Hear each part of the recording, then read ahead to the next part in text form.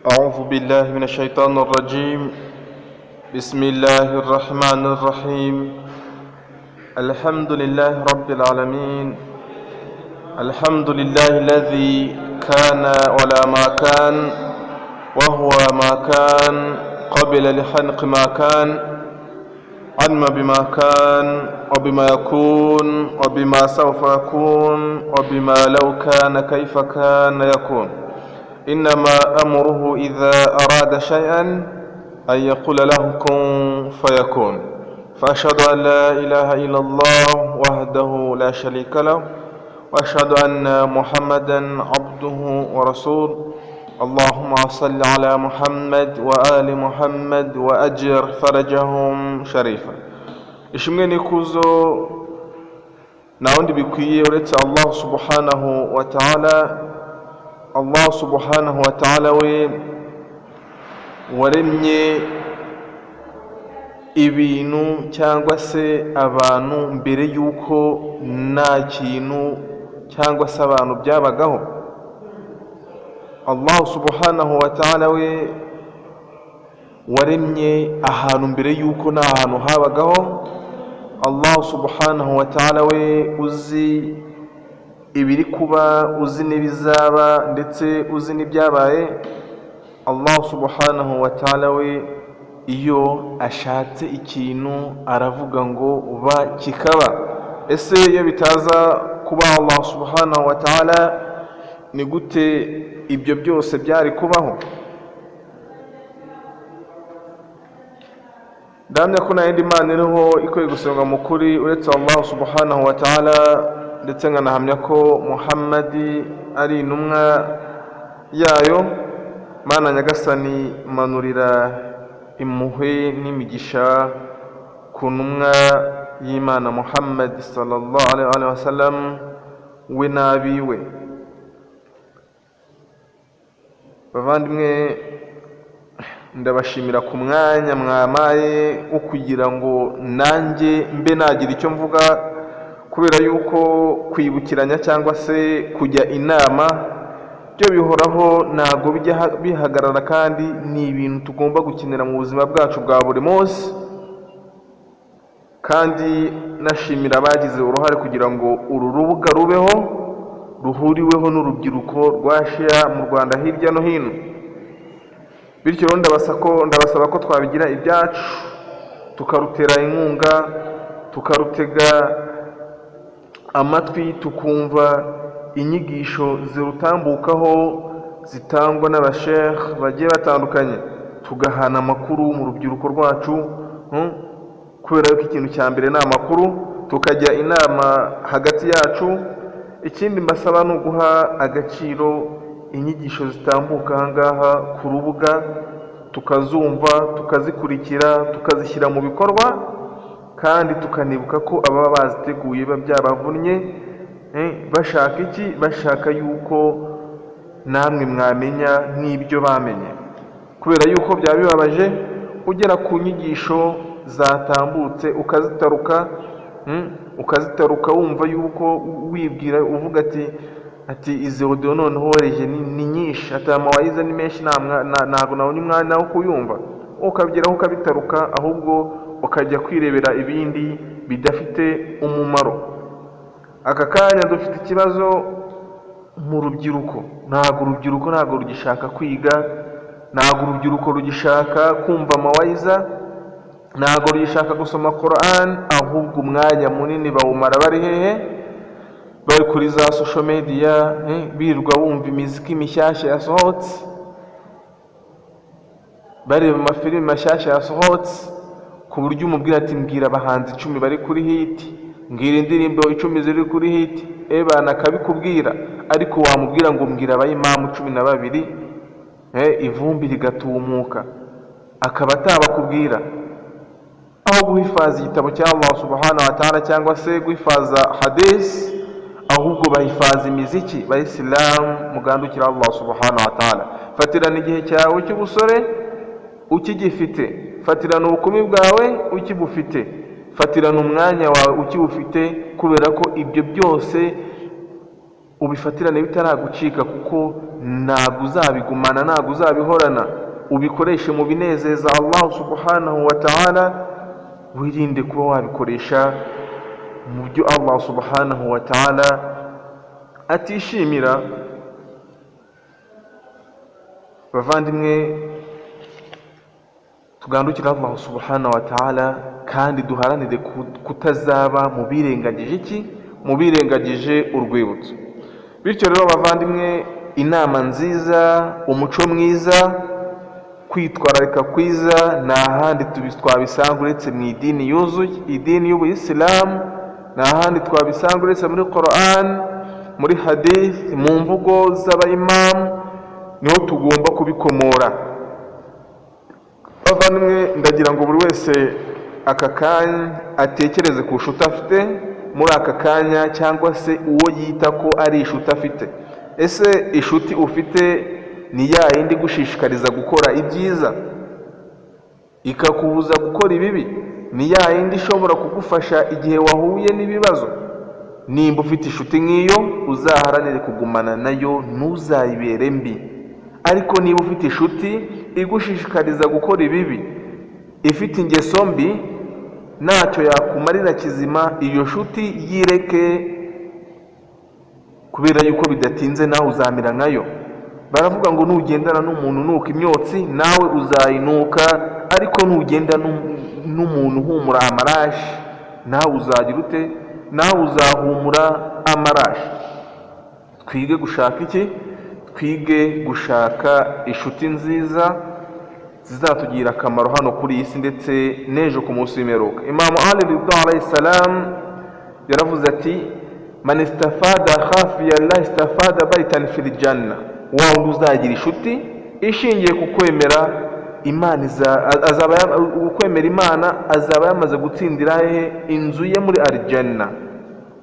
Ndetse arongeye aravuga mu yindi mvuga ati, aktharu min al-asdiqa'i fi dunya fa innahum yanfa'una fi dunya wal akhirah.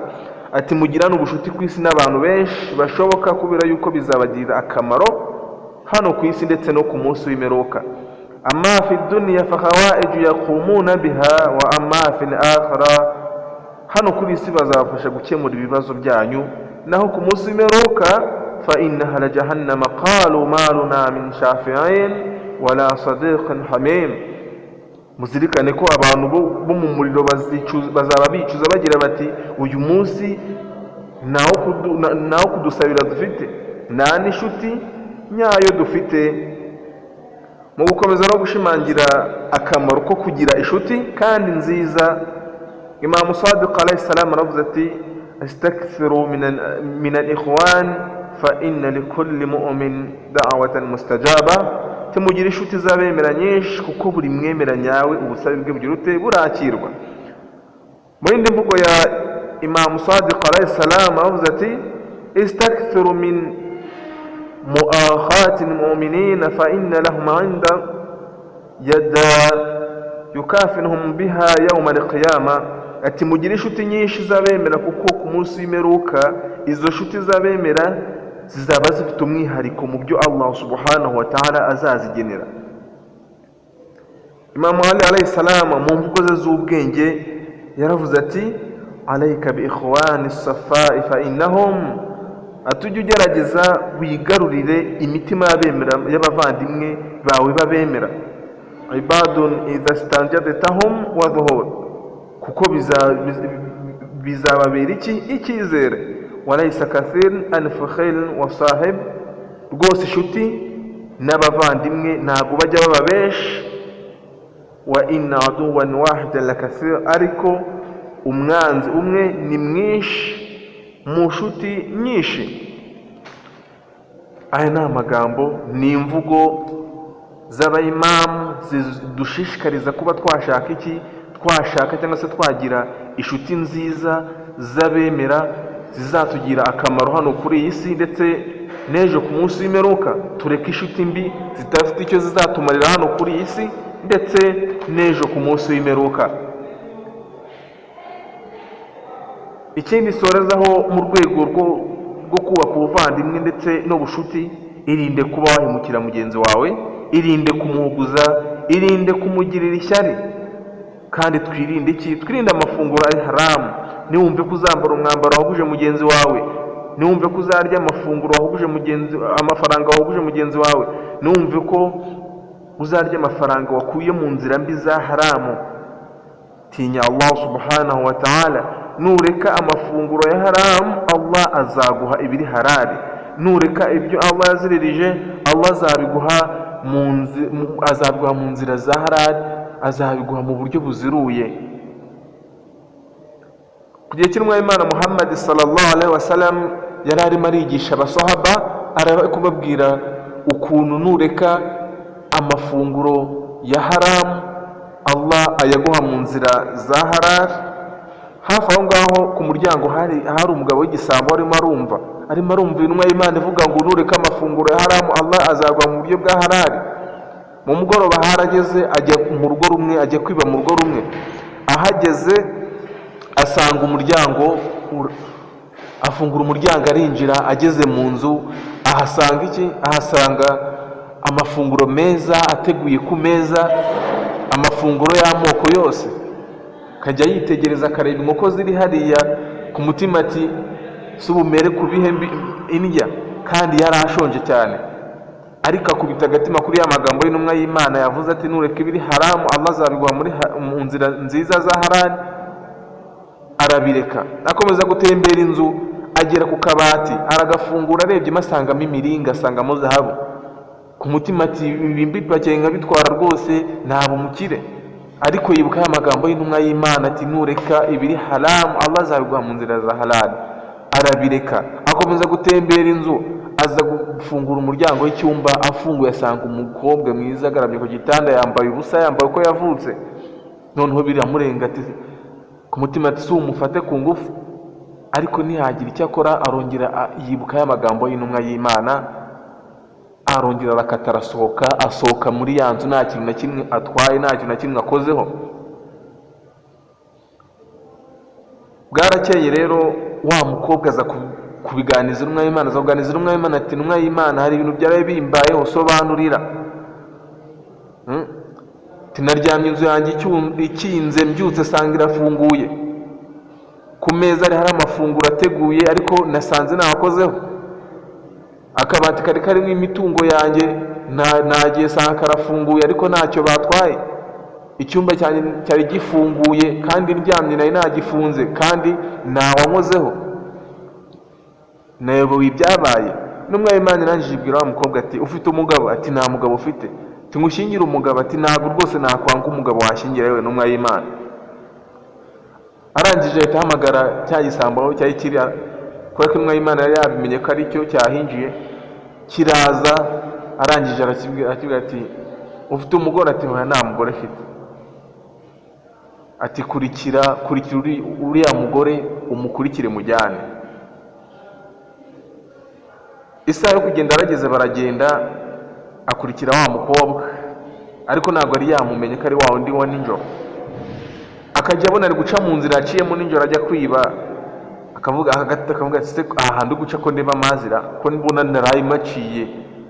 Bakomeza baragenda, babona wa mugore amugejeje kuri rwa rugo neza, nijoro yari yaragiye kwiba.